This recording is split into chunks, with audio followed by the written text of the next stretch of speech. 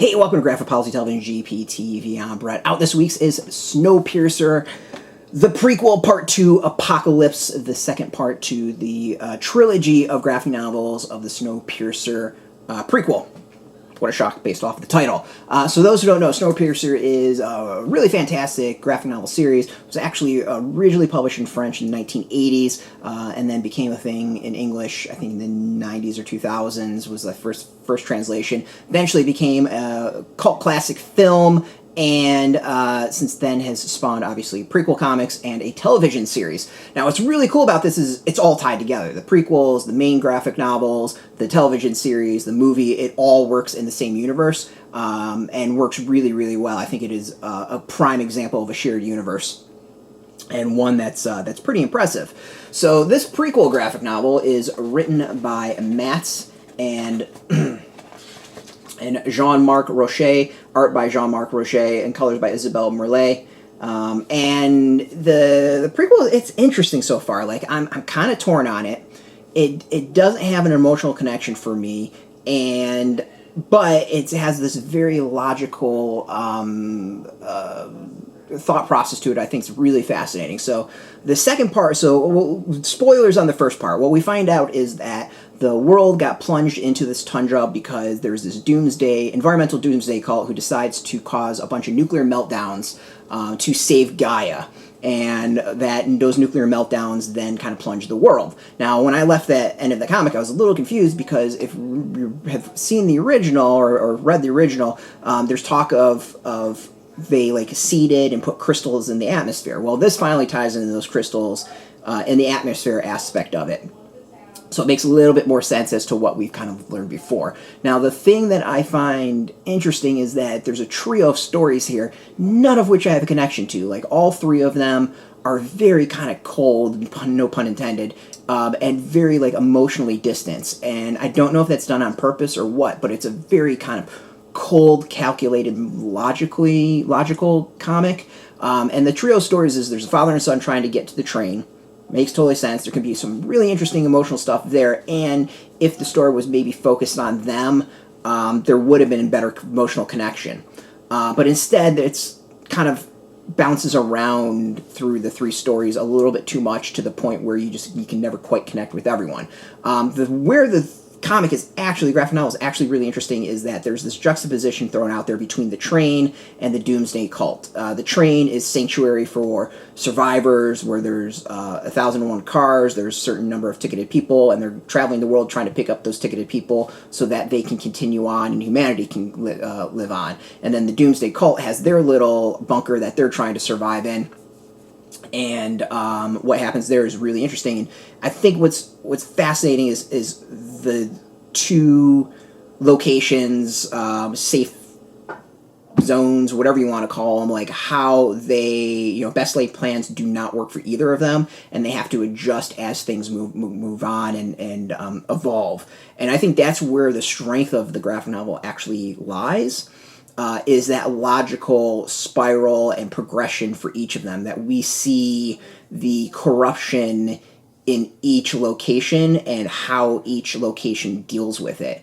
And I think that is the most interesting thing of the graphic novel. And as a piece of the puzzle, I find it interesting and good. As a thing on its own, it doesn't quite stand up. And again, I didn't care about anyone. Like, if the train derailed tomorrow, I'd be fine. If everyone in the Doomsday Cult died, I'd be fine. If the father and son froze, I would be fine. Like, there was nothing to me that really, there was no one I was rooting for. I mean, there's a lot of debate of, like, we have to leave these people to die, or, like, we have too many people on the train. How do we deal with that? Or, so-and-so system is broken. Like, how do we fix that? You can see the start of what we know in Snowpiercer, and I think that's interesting. We can also see the decisions have to be made and how things get to where they are, and that's also interesting. And if the story focused, I think, just on Snowpiercer, it would have been stronger. If the story focused just on the father and son, it would have been stronger. Actually, I think the father and son would have been fascinating of just doing a one-shot comic and have their journey in this cold world trying to get to a train, and at the end you discover it's Snowpiercer, and like that's the prequel tie-in. You have no idea that that's happening, and I think that would be an amazing comic. thrown into this, it just feels out of place. The Doomsday Cult is interesting again. Like there would have been something, I think, by itself, just focused on them, and they're spiraling into what happens there. Like all the aspects are fascinating to it. I don't think any of them quite have the hook or the time given, and it's really kind of disappointing to me is that like Matz and Jean-Marc Rochette, like they're really talented. I love Matt's work, his other stuff he's done. This has been a little bit of the weaker end of his writing. And it seems to be much more, and Matz is much more of a cerebral writer in that it's about themes and global political stuff, and wants you to think about that level and not necessarily connect to the characters. That's not the priority, but there's still usually a better connection in the characters. Like this is just very cold and calculated, and it's weird. So I'm a little bit mixed on this. Like if you are a fan of Snowpiercer world, there's a lot to it, and I think it's a lot that's interesting. If you are new to the world, like, definitely just go with the originals. This is not something to start with. The prequel as a whole is not something to start with. The art it's gritty, it's cold, it's like, I don't know how to describe it. It's good. The art's always been really interesting and good for me, and we can see a lot here. This is more of the people trying to survive out in the world and get to the train aspect of it. See if I can find some like the actual train, so we can prove that there is Snowpiercer in this.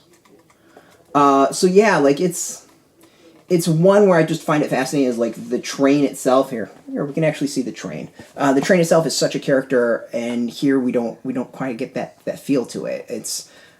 There's a lot of different directions this could have gone. None of them, I think, the way it went were necessarily the strongest of ways they could have been. So, as a little mixed, if you've already been invested this far into it, like, go for it. But it's not necessarily something I would pick up. Definitely something to read and, like, debate about and think about. There's a lot of interesting stuff to it, don't get me wrong. As far as also extras, there's some concept arts and storyboards, which is kind of cool. But yeah, as I said, this is one that I think is really for the hardcore fans of the series. The third part, the final part of the trilogy of the prequel, is out in June 2021. Of course, we'll definitely cover that one, and it eventually hits. Really excited. Been excited for this. I think that might have been part of the disappointment, but overall, it is what it is. A little bit of a bummer, but you can't win them all. So. And interesting concepts, doesn't quite bring them together in a good narrative that's really exciting. Definitely no emotional connection. However, if you want to see the world of Snowpiercer evolve, it at least achieves that. It's out now from Titan Comics, out in bookstores, out in comic shops. Purchase mine. You can go pick this up from comic shops. Go support comic shops. There's a link beneath this video. Put in your zip code. It'll tell if the shop's near you. No shop, no problem. We do have some affiliate links. There are affiliate links, so we get a small percentage of that. By doing that, you help support our site. But really, you should go support your comic shop. And speaking of support, I want to thank you for watching. That's much appreciated. And as always, if you're into Titan Comics, if you're into comics in general, graphic novels, Snowpiercer, check us out every single day at graphicpolicy.com. We're on Twitter, Facebook, YouTube, Tumblr, all at Graphic Policy, keeping it nice and consistent. So until next time, keep reading those comics and keep it geeky.